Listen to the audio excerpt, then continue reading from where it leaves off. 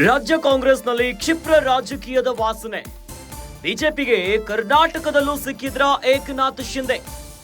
ರಾಜ್ಯ ಕಾಂಗ್ರೆಸ್ ಪಾಲಿಗೆ ಅವರೇನಾ ಏಕನಾಥ್ ಶಿಂದೆ? ಸೈಲೆಂಟ್ ಆಗಿಯೇ ಕಾಂಗ್ರೆಸ್ ಮಹಾನಾಯಕನ ಸ್ಕೆಚ್, ಮಹಾ ಪ್ಲಾನ್ ರಿವೀಲ್ ಮಾಡಿದ್ರ BY ವಿಜಯೇಂದ್ರ. ಶಿವರಾತ್ರಿಯ ಸಂದರ್ಭದಲ್ಲಿ ಇಶಾ ಫೌಂಡೇಶನ್ ಅಲ್ಲಿ ಕಾರ್ಯಕ್ರಮದಲ್ಲಿ ಭಾಗವಹಿಸಿರ್ತಾರೆ. ಅದೊಂದು ಧಾರ್ಮಿಕ ಕಾರ್ಯಕ್ರಮ, ಶಿವರಾತ್ರಿ ಸಂದರ್ಭದಲ್ಲಿ ಹೋಗಿರ್ತಕ್ಕಂಥದ್ದು. ಹಾಗಾಗಿ ಅದಕ್ಕೆ DK ಶಿವಕುಮಾರ್ ಅವರೇ ಉತ್ತರ ಕೊಡಬೇಕೇ ಹೊರತು ನಾನಲ್ಲ. ಆದರೆ ಇವತ್ತು ಕಾಂಗ್ರೆಸ್ ಪಕ್ಷದಲ್ಲಿ ದಿನೇ ದಿನೇ ಒಳಜಗಳ ಜಾಸ್ತಿ ಆಗ್ತಾ ಇರ್ತಕ್ಕಂಥ ತಾವೆಲ್ಲರೂ ಕೂಡ ಗಮನಿಸ್ತಾ ಇದ್ದೀರಿ. ನಾನು ಅವತ್ತೇ ಹೇಳಿದ್ದೇನೆ,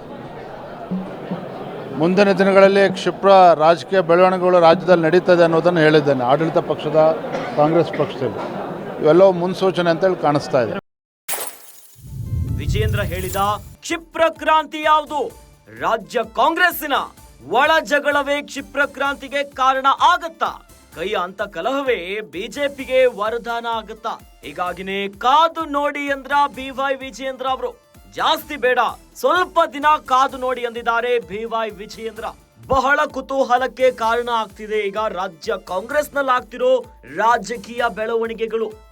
ಈ ಮೂಲಕ ಬಿಜೆಪಿಗೆ ಕರ್ನಾಟಕದಲ್ಲೂ ಸಿಕ್ಕಿದ್ರ ಏಕನಾಥ್ ಶಿಂದೆ ಅನ್ನುವಂತಹ ಪ್ರಶ್ನೆ. ರಾಷ್ಟ್ರದ ರಾಜಕೀಯದಲ್ಲಿ ಏಕನಾಥ್ ಶಿಂದೆ ಅವರು ಯಾವ ರೀತಿಯಾಗಿ ಎದ್ದು ಬಂದ್ರು, ತಮ್ಮ ಶಿವಸೇನೆಯನ್ನ ಬಣಗಳಾಗಿ ಮಾಡಿಕೊಂಡು ಸರ್ಕಾರ ರಚನೆ ಮಾಡಿದ್ರು. ಅದೇ ರೀತಿಯಲ್ಲಿ ಕರ್ನಾಟಕದಲ್ಲೂ ಸೈಲೆಂಟ್ ಆಗಿನೇ ಕಾಂಗ್ರೆಸ್ ಮಹಾನಾಯಕನ ಸ್ಕೆಚ್ ರೆಡಿ ಇದೆಯಾ?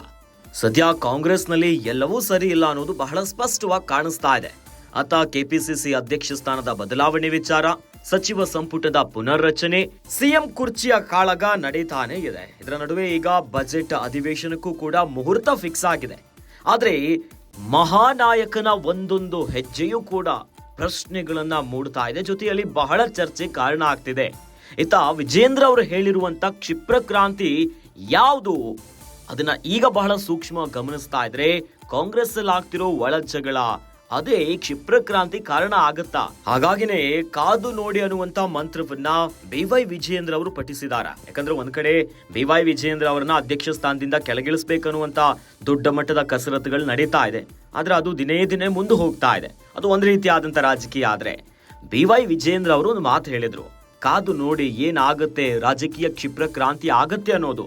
ಸದ್ಯ ಈಗ ಕಾಂಗ್ರೆಸ್ ಅಲ್ಲಿ ಆಗ್ತಿರೋ ಬೆಳವಣಿಗೆಯನ್ನ ನೋಡಿದ್ರೆ BY ವಿಜಯೇಂದ್ರ ಅವರು ಆಡಿರುವಂತ ಮಾತು ಇದೇನಾ ಅಂತ ಒಂದು ಪ್ರಶ್ನೆ ಮೂಡುತ್ತೆ. ಜೊತೆಯಲ್ಲಿ ಜಾಸ್ತಿ ದಿನ ಬೇಡ, ಸ್ವಲ್ಪ ದಿನ ಕಾದು ನೋಡಿ ಅನ್ನೋ ಮಂತ್ರವನ್ನ ಪಡಿಸಿದ್ದಾರೆ BY ವಿಜಯೇಂದ್ರ. ಸದ್ಯ ರಾಜ್ಯ ರಾಜಕೀಯದಲ್ಲಿ ಭಾರಿ ಕುತೂಹಲಕ್ಕೆ ಕಾರಣ ಆಗಿದೆ ಕ್ಷಿಪ್ರ ಕ್ರಾಂತಿಯ ಸುಳಿವು.